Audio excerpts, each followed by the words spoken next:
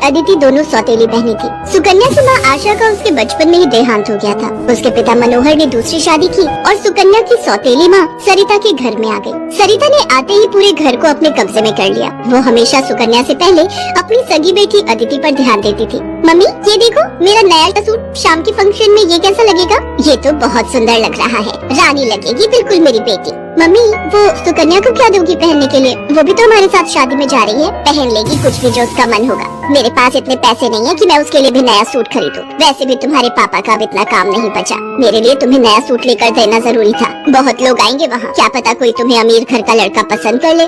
अरे सरिता, कभी कभी अपनी बड़ी बेटी सुकन्या के बारे में भी सोच लिया करो। वो बेचारी भी तो शादी लायक है।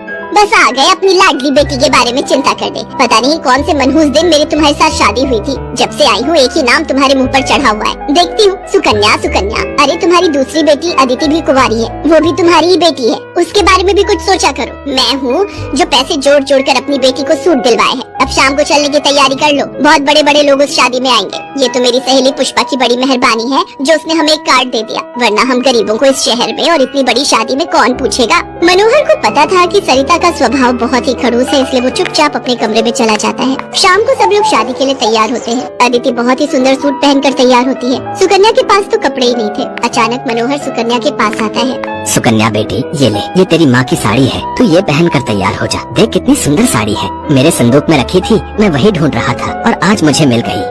पिताजी ये माँ की साड़ी सचमुच, ये साड़ी तो बहुत सुंदर है। शुक्रिया पिताजी, आज आपने माँ की ये साड़ी देखकर मुझे बहुत खुशी दी है।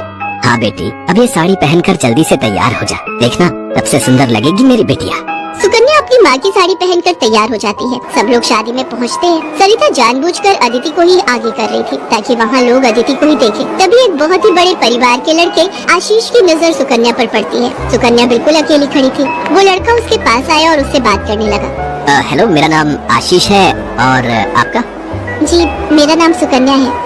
अच्छा नाम है आपका। वैसे आप यहाँ अकेली क्यों खड़ी हैं? चलिए ना, वहाँ डांस फ्लोर पर सब लोग डांस कर रहे हैं। बेटा तुम्हारे पापा तुम्हें बुला रहे हैं, इनके साथ अदिति डांस कर लेगी। अब हाँ, क्यों नहीं, प्लीज। मनोहर ने तो सुकन्या को बुलाया ही नहीं था। ये सब तो सरिता की चाल थी। थोड़ी देर बाद सुकन्या फिर से खड़ी थी। अदिति आशीष के साथ डांस करने लगती है। आशीष अभी भी सुकन्या की तरफ ही देख रहा था। शायद उसे सुकन्या पसंद आने लगी थी। आशीष पूरी शादी में सुकन्या से बात करने की कोशिश करता रहा, पर बार बार सरिता अदिति को बीच में लाने लगी। पर आशीष के मन में तो कुछ और ही चल रहा था। एक दिन जब सुकन्या घर के काम कर रही थी तो अचानक मनोहर के साथ आशीष और उसके माता पिता आ जाते हैं। सरिता, जाकर जल्दी से चाय नाश्ते का इंतजाम करो। घनश्याम जी अपने बेटे आशीष का रिश्ता हमारी सुकन्या के लिए लेकर आए हैं। क्या सुकन्या के लिए आशीष का रिश्ता? ये कैसे हो सकता है? मनोहर की बात सुनकर सरिता चौंक जाती है। सुकन्या तो घर की झाड़ पोछ में मैले कुचैले कपड़ों में मानो ऐसी लग रही थी जैसे कीचड़ में कमल। वहीं अदिति सोफे पर आराम से बैठी थी। सब कुछ आशीष और उसके माता पिता के सामने था। सुकन्या बेटिया, जाओ जल्दी से तैयार हो जाओ। अदिति जाओ अपनी दीदी को तैयार कर दो।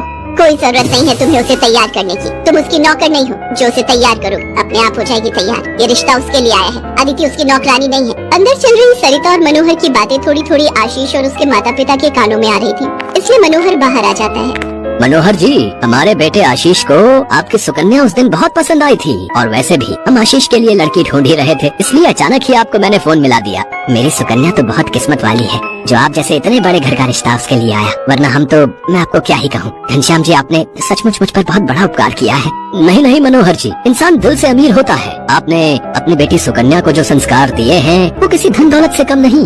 तभी सुकन्या चाय नाश्ता लेकर आ जाती है। सुकन्या का रिश्ता पक्का हो जाता है। भाई साहब, हमें आपकी सुकन्या बहुत पसंद है। हम तो जल्द से जल्द शादी करके सुकन्या को अपने घर की बहू बनाकर ले जाना चाहते हैं। बस आप शादी की तैयारियां कीजिए। आशीष के माता पिता के मुंह से ये बातें सुनकर मनोहर की खुशी का ठिकाना नहीं था। सुकन्या आज एक बहुत बड़े घर की बहू बनने जा रही थी। आशीष के माता पिता रिश्ता पक्का करके चले जाते हैं। कुछ दिनों बाद सुकन्या की शादी की तारीख निकल आती है। सरिता, मैं देख रहा हूँ जब से सुकन्या की शादी पक्की हुई है तुमने सुकन्या से बात तक करना छोड़ दिया है। ये ठीक नहीं।